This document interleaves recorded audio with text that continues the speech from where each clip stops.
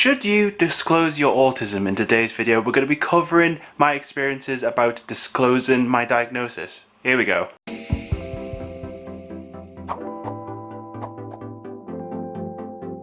Well, hello there, how you doing? Hope you're doing well. Now today, disclosure, talking about disclosure of your autism diagnosis. Now this has been playing on my mind quite a lot recently, and just thinking about, should people be disclosing their autism? Should they not be disclosing their autism? And just generally having a discussion about it, because it's something that I've seen both sides of, and that's what I want to talk about today. Now, when it comes to disclosing autism generally, I feel there's two camps to this argument. Those who are in full support of it, and then you have those people who say you shouldn't disclose your autism for this reason or that reason. And I've personally done both of these. You know, I've disclosed my autism, I haven't disclosed my autism, and really I've seen the positives of both and also the negatives of both. One of the main reasons why people may choose to disclose their autism to their friends or work or whatever the case may be is really to let them know that this person is on the autism spectrum and they may have difficulties with certain areas,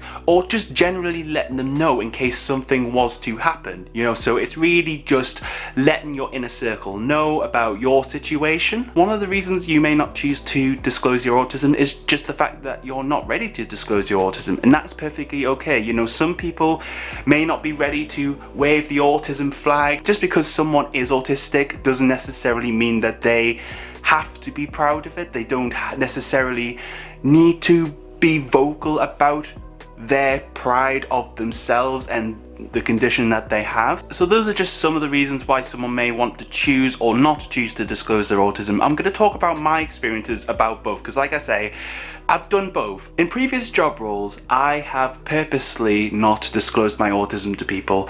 And you might think, Andy, you're talking about autism on the internet all of the time and you're talking about your experiences and stuff.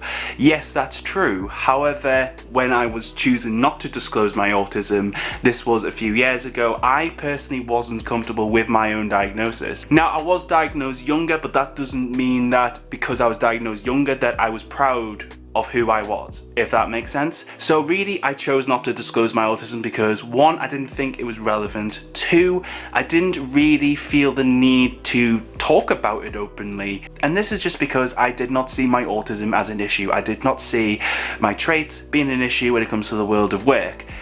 I very quickly realised how wrong I was. The first job I ever had was actually at a call centre. I was there 2 weeks. The training was 2 weeks. I didn't even get to do the proper job.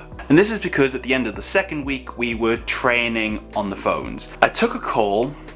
I managed to get through the call, but after the call, I was overwhelmed. I was overwhelmed to the point where I couldn't move away from my desk, and I was physically shaking on the desk. I was like upset. I was just sat there for over an hour. I could not do anything. Like, people kept coming up to me asking if I was okay, and I just kept saying, yeah, I was fine, but I clearly wasn't fine. And at that point, I realized that I hated answering phones. I can't stand talking to people on the phone unless I know them. I didn't have another job to go to, but at that point, I could not go back into that call center and force myself to do it, because I literally had zero skills on how to talk to people on the phone. Literally had zero. Now, the next job that I had was in fast food customer service.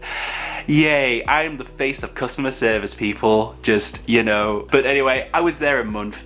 Basically, the customer service side of things, you know, operating the till, talking to customers, collecting the food at the same time. Literally, I melted down at till and had to walk around the corner just to sob my eyes out because I just couldn't cope with it. And again, I didn't disclose my autism because I refused to let my traits basically rule my life.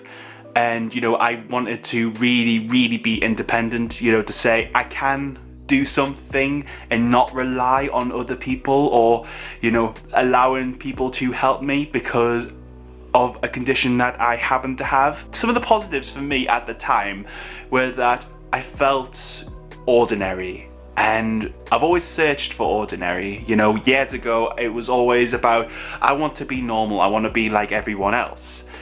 And you know, that kind of anonymity in that sense it was really relieving, I must be honest with you. So now I'm going to talk about some reasons why you should disclose your autism. Now, after the fast food job that I had, I was unemployed for 14 months. Literally, I was going to interviews like once or twice a week for 14 months, didn't get anywhere. When I got this job, which was an apprenticeship, 14 months after the fast food job, at interview I disclosed my autism. I basically just said, look, these are the things that I'm good at, these are the things that I'm not as good at, and they do make me panic, but they're things that I really want to work on and I want to try to improve over this 20-month apprenticeship, which I got, and I was very, very lucky that I did, because the employer were amazing, and you know, they were very understanding of the fact that I was autistic, and I did have difficulties with certain areas, but because it was 20 months, this apprenticeship, there was a lot of time for me to develop those skills. And even though you disclose your autism, your employer will still have a set standard for you, which I personally don't agree with. You know, this idea you have to work at this level consistently all of the time. It's just something that I personally don't agree with. You know, for me personally, yes, there'll be times where I'm at that level for weeks or months, but if you're working consistently at a high rate all of the time, you're gonna burn out. And that happened to me 2 or 3 times at this employer that I was with when I disclosed my autism to them. It's just something that I found quite difficult personally. Now, I've given both sides of the argument for disclosing, not disclosing, and really, should you disclose your autism?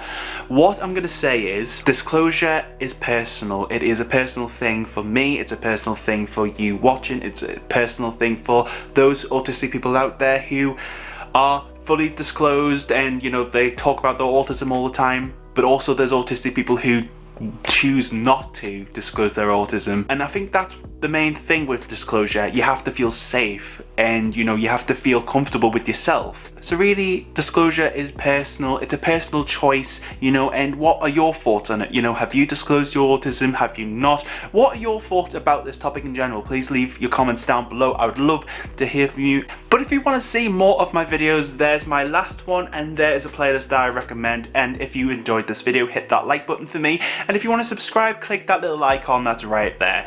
But for now, stay you, stay indie. I hope you have a great day and hope to see you next time.